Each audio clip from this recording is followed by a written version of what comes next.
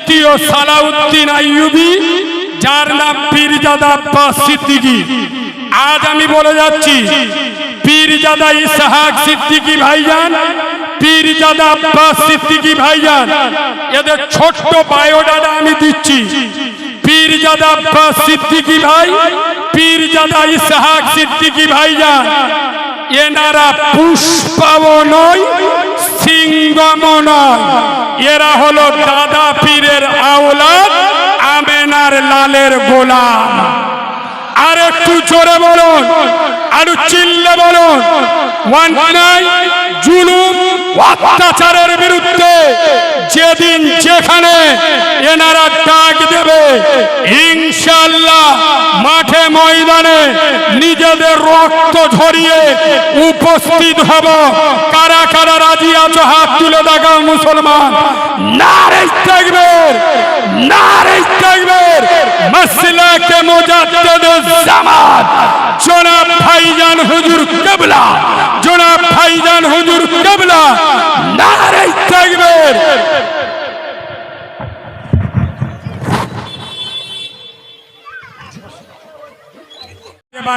তাহলে যে আল্লাহ মদের বিনা মদে হায়াত দিতে পারে এবং মদ খাওয়ানোর পরেও মৃত্যু দিতে পারে, সেই মদ আমার বাচ্চাকে খেতে দেব না। খোদার কসম, ওনার ছেলে মারা গেল, তারপরেও মদ খেতে। হযরত আলীর একটা ডেঞ্জারের হাদিস শুনবেন। হযরত আলী বর্ণনা করে যাচ্ছে, সাগর ভরা জল, সাগর ভর্তি পানি, ওই ভরা সাগরে এক ফোঁটা, মাত্র এক ফোঁটা মদ পড়ে, সাগরের পানি শুইকে গেল, ঘাস ভরে গেল। ওই ঘাস যদি কোনো ঘোড়া খায়, আমি হযরতে আলী ওই ঘোড়ার সওয়ারি জীবনে করব না। মদকে এত ডেঞ্জারে হারাম ঘৃণা বলে হযরতে আলী মনে করত। শোনো মুসলমান, সেই মদ খাচ্ছ, খাও, নামাজ পড়ো, পরের মেয়ে শোক মারতিজি, মার, নামাজ পড়। জেনা করছিস, পরের বৌমার সাথে পরকীয়া প্রেম ভালোবাসায় জড়িয়ে আছিস, থাক, নামাজ পড়। বাঁদরামি করতে আসিনি, গায়ের জোরে বলছি না, দলিল দিচ্ছি শুনুন। আচ্ছা, একে কিভাবে বললি আপনারা সহজে বুঝতে পারবেন। দাঁড়ান, আব্বা একটা কাপড় জামা কাঁচা মেশিন, ওই মেশিনটার নাম কি গো? Washing machine. আচ্ছা বলে, ওয়াশিং মেশিনের কাজ কি? আরে বলবে, ওয়াশিং মেশিনের কাজ কি? এই জন্যই তোমরা মার খাও। অর্ধেক বলো, অর্ধেক বলো না, পরিষ্কার করে বলো। ওয়াশিং মেশিনের কাজ কি? ময়লা পুরাতন জামা কাপড় ওয়াশিং মেশিনে ঢুকিয়ে দাও, পরিষ্কার বার করে দাও। ঠিক বলছি না ভুল বলছি? ওয়াশিং মেশিনে কেউ কি নতুন জামা কাপড় দোকান থেকে কিনে এনে আর ওয়াশিং মেশিনে দেয়? কথা বলে না। ওয়াশিং মেশিনে কোন জামা কাপড় দেয়? ময়লা পুরাতন দিয়ে দাও, পরিষ্কার করে বার করে দেবে। তোদের আর কোন ভাষায় বোঝাবো?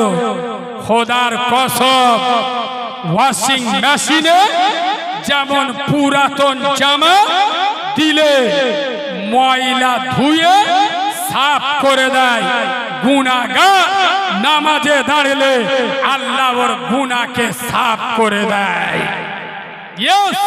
এটা লেখা আছে কোথায়?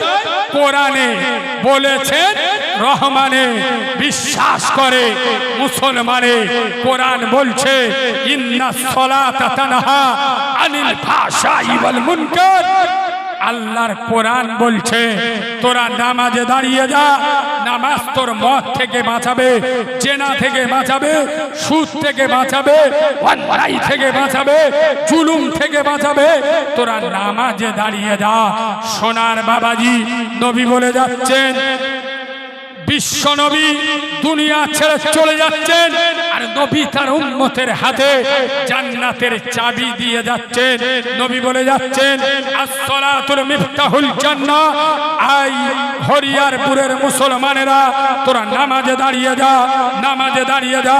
আসসালাতুল মিফতাহুল জান্নাহ, তোরা নামাজে দাঁড়িয়ে যাবি, জান্নাতের তালাটা খুলে যাবে। আর একটু জোরে বলুন, আমরা সকলে নামাজ পড়ব, জোরে বলুন। কালকে ও মসজিদ ভেঙে ফের বাড়াতে হবে। হ্যাঁ, লজ্জা করো, শরম করো। 5 ওয়াক্ত নামাজ পড়ে না, শুক্রবার নামাজ পড়ে।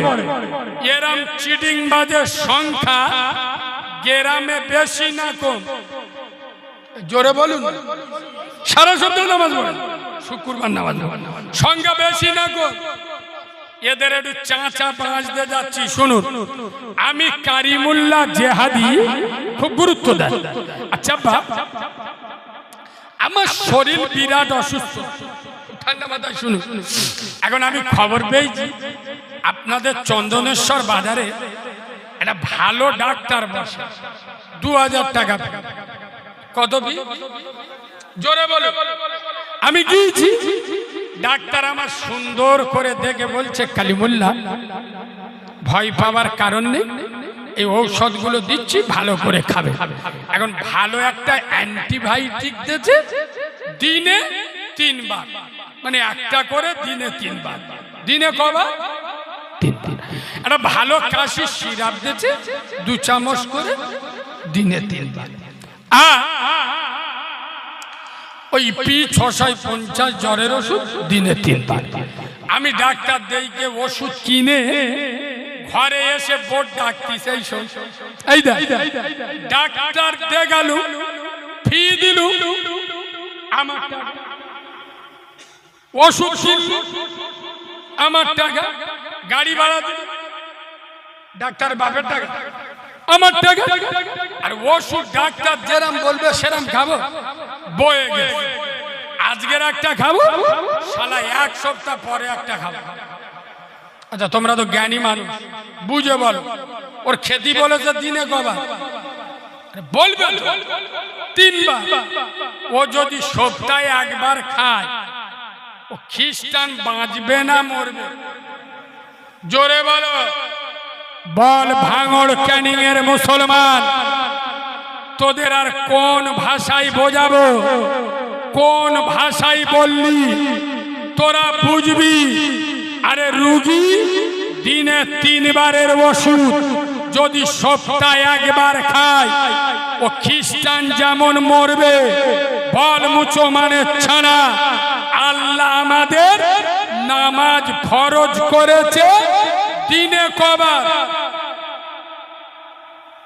আল্লাহ নামাজ পড়তে বলেছে দিনে কবার? 5 বার। এরা বলতে আল্লাহ দিনই 5 বার নামাজ পড়তে বলেছে বলে পড়ব। আমার বেটা তো অঞ্চল সভা খেলা ধরলি ধুলো করত, আই নাকি দিনই 5 বার নামাজ পড়ব। আল্লাহ বলে বলে আমার পড়তে হবে। 4টে এনে গরুর জন্মদিন, 2টো পাটি বাচ্চার জন্মদিন, 10 বিঘে জায়গা, এসি রুম, কোনো অভাব নেই। আর আল্লাহ 5 বার নামাজ পড়তে বলেছে বলে আমি পড়বো। আমার একটা মান সম্মান নেই। সপ্তাহে 1 বার পড়বো। সপ্তাহে কবার? কি বার বলবে? ওয়াজ বোঝাতে পারছি, বোঝাতে পারছি। শোনো মুসলমানের বাচ্চা, দিনে 3 বারের ওষুধ। রুগী যেরকম 1 বার খেলি মরবে, যেসব হারামখোরের বাচ্চাগুলো, মুনাফেকের বাচ্চাগুলো দিনে 5 বারের নামাজ, সপ্তাহে 35 বারের নামাজ, সপ্তাহে একবার পড়ো, ও মুনাফিক গুলো জাহান্নামে যাবে।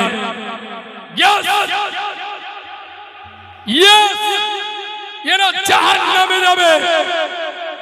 জুমার নামাজ পড়ে যদি জান্নাত পাওয়া যেত, শালা আমরা মৌলবীরা তো আগে 5 ওয়াক্ত নামাজ পড়তো না।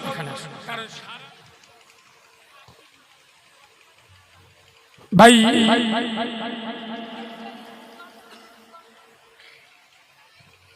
আমি আপনাদের প্রথম থেকে শেষ পর্যন্ত খোদার কসম একটা জিনিস আমি মাঝে মাঝে এদিকে ওদিকে যা বলি, কিন্তু আমি আপনাদের একটা জিনিসের উপরে প্রথম থেকে লাইন ধরে আছি, সেটা হলো নামাজ। খোদার কসম কিয়ামতে প্রথম প্রশ্ন হবে নামাজের। কিসে? নামাজ। যার ভিতরে নামাজ ঠিক আছে তার সব ঠিক, যার নামাজ গন্ডগোল তার সব গন্ডগোল। খোদার কসম বেনামাজির কোনো আমল আল্লাহর দরবারে কবুল হবে না। আর আজ আমরা মোল্লারা নামাজ পড়াটা সব থেকে কঠিন বলে মনে করি। রোজার আগে কঠিন নয়, হজ 4-5 লাখ টাকা দিয়ে করে আসবে, অসুবিধা, কিন্তু নামাজ পড়াটা আমাদের কাছে সব থেকে বড় কঠিন। চলে 3টে জিনিসের উপরে আমি আপনাদের জোর দিয়ে যাচ্ছি, হাউ হুতাশ করবেন না। 3টে জিনিস আঁকড়ে ধরবেন আর 3টে জিনিসের উপরে চলবেন। নাম্বার 1, হালাল খাবেন। কি করবেন? জোরে বলুন। হালাল। এই গোড়াই গন্ডগোল, গোড়াটা মেরামত করুন। আজকাল ছেলেপুলেরা এত খারাপ হচ্ছে, বদমাইশ হচ্ছে, সারা রাত ফোন নিয়ে বসে আছে, নামাজ পড়ে না। বড় কারণ কি জানেন? খোদার কসম আমাদের খাদ্যে ভেজাল ঢুকে গেছে। আচ্ছা, আমার কথা হয়তো অনেকে রাগ করে, আমার একটা কথা আপনি ফেলে দিতে পারবেন?